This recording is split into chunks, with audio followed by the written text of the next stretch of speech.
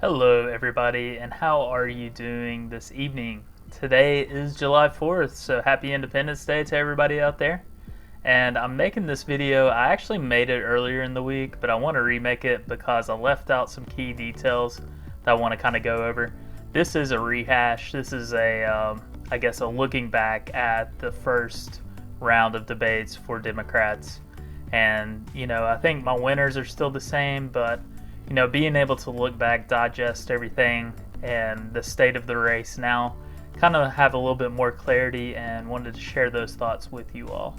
So if you hear some banging in the background and some loud booms, my neighborhood's going crazy right now, so that's fine. That's okay with me to capture that on here. So let's check it out. This is the field, of course, and we should be seeing this dwindle down a little bit. Everybody might still be on board through until the second round of debates, but after the second round of debates, I think it's going to start to dwindle down a little bit. But let's just go ahead and talk about our contenders right fast. And let me get it to where hopefully you can see everybody, but I'll scroll down once I go through the list here. Of course, Biden is the leader right now, and then you have Sanders nipping at his heels, and then you would have Mrs. Elizabeth Warren there, and then Kamala Harris made a good push. And in the fifth spot, I would say more than likely Buttigieg. I don't think he's a main contender for me right now, but those top four that I mentioned, obviously Joe Biden, Bernie Sanders, Elizabeth Warren, and Kamala Harris are right now your four horsemen, I would say, that's leading the pack. So like I talked about, you can see the instant reviews, the instant reaction videos I did each night. And, I still believe Elizabeth Warren won the first debate, Kamala Harris won the second. I think Tulsi Gabbard probably had the biggest soundbite from the first debate. And then Kamala Harris and Joe Biden's exchange, especially with race and race relations, that was probably the biggest soundbite from night two. So, and there's been a lot of controversy that's come out after that debate with Kamala Harris, and then Joe Biden's camp really didn't attack her or anything, but there was definitely some speculation online as far as if there was any type of racism going on from Twitter and that sort of thing, and that kind of caught national news and national headlines. So a lot of people said, a lot of Kamala Harris wasn't just like quick-witted. She kind of planned some of those barbs and some of those attacks, and that might be fair, but she still, even if she did, she landed them. Those punches landed, man. And, I can't take away if it was planned attacks, if it was like verbatim what she said. She sold it, man. She definitely took the aggressiveness to Biden, who is the leader right now, and I don't blame her for it. So, she's going to take some of those criticisms, but I think the biggest criticism I would give her is her waffling back and forth with Medicare for All, some key issues that key Democrats and the base that are going to be voting on some of those single issues kind of waffling back and forth on. So, and that's one thing I'll talk about later on in this video. Now, the biggest losers from the debates, probably Beto O'Rourke, and let's see, who else was a pretty big loser? Well, of course, Joe Biden. Night one and night two. But looking back on it, even though Biden busted pretty hard, I still don't think it's going to hurt him overall right now. Now, if that momentum starts to creep up on him and takes over on him, then he could be in a world of hurt. But it's so early right now, and it's just the first round of debates. He definitely did not come off like he was prepared at all, or that he took it seriously, because he should have been ready for those ageism attacks that Swalwell launched at first. And Bernie Sanders was talking after the debate. He was talking how he thought it was ageist, a younger candidates going after him, and for Joe's age, and I have to agree with Bernie. Now, I will say this, though. Bernie did seem to have more pizzazz, a little bit more energy than Joe did. So, that doesn't help Joe when his Republican rival is calling him Sleepy Joe, Low Energy Joe. You know, how do you counter that? Like, he's definitely going to have to go back to his camp and really rethink some of his strategies, some of his moves. And I'm going to have a video. I have a previous video on Biden's strategy. I'm going to make a future video about that. But let's talk about Bernie Sanders for a minute. I think Bernie Sanders did okay in the debates. Hopefully you can see this picture there. I think he did okay in the debates. I don't think he did exponentially awesome or like he crashed and burned like Joe Biden did. But, you know, there could have been more victory for him. And Elizabeth Warren is courting his audience very hard right now. And it's pretty obvious. Some of the things that she says, tweets, posts, it's definitely apparent that she's going after his.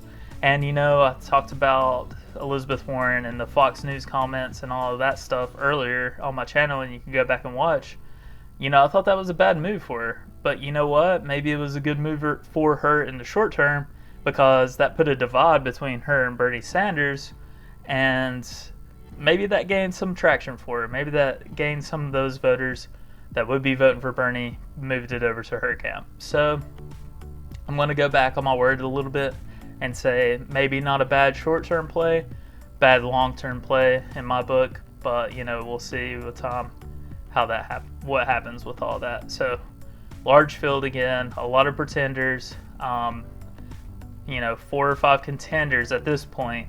There's some people with breakaway, with, you know, coming up to the 4 and 5 leaders right now. There's some people with those breakaway from the pack potential. 2 of them that I'm looking at the hardest right now, one being Andrew Yang, which I talked about in my previous video, that I didn't think he had a very good debate, wasn't aggressive enough, and I'll show you what I'm talking about there. And then also Tulsi Gabbard. I think Tulsi did okay. I think she could have been a little bit more aggressive, but when she did have the mic, I think she performed well. And the soundbite of the night, her exchange with her and Tim Ryan, was really fantastic to see that divide of, you know, neocons, neoliberals, how they approach things overseas, and how somebody of her stature, of her thought and her background, obviously, how they would, you know, approach things overseas. So I thought that was really good from Tulsi. Now, this is what I'm talking about as far as the aggression. You can see here, this is what I tracked in the debates, and I will be doing this for the debates to come. So follow me on Twitter at DProjected, and you can check that out. So this called on, butted in, challenged another debater. And, you know, as soon as this field gets smaller and smaller and there's less candidates, we won't really have to track this as much. It'll be more about the substance. But let's be honest, you know, a lot of Americans and a lot of voters, they're not necessarily just going to be like, you know, all about policy and nothing else. All, you know, policy or nothing. No, they want to see somebody that can go in there and fight Trump, and they want to see a fighter. They want to see somebody that can land those punches on Trump. So that's why the aggression factor, you know, for me, keys is very important, and it's very important to see these in the debates. Yes, you know, policy and substance, that is a big deal, but sometimes you just got to get in there and scrap, and that's what this will detract, especially in this large of a field. So let's talk about the 2 wild cards like I've talked about in previous videos, Andrew Yang and Tulsi Gabbard. Andrew Yang gained over 100K followers after the debates. Even though he didn't do that great, people were more intrigued with, you know, his positions and where he falls on things, and just being able to figure out, you know, who he is. So I thought that was good for his camp. Tulsi Gabbard, most searched candidate after Democratic debate. So that's really good too, and she's going to have her history out there, some good videos, I'm sure, and she's going to talk about her positions. So really good for her.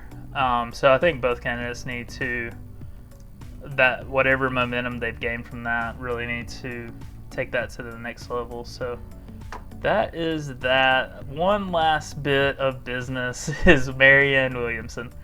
This is one reason I wanted to redo this video, because I forgot to talk about Marianne. She had like the best answer possible. Might be on my Twitter here. Let's see if I can find it. It's so great. Yeah, so first order of business as president, a lot of people talk about gun control, middle class tax cut, UBI, climate change.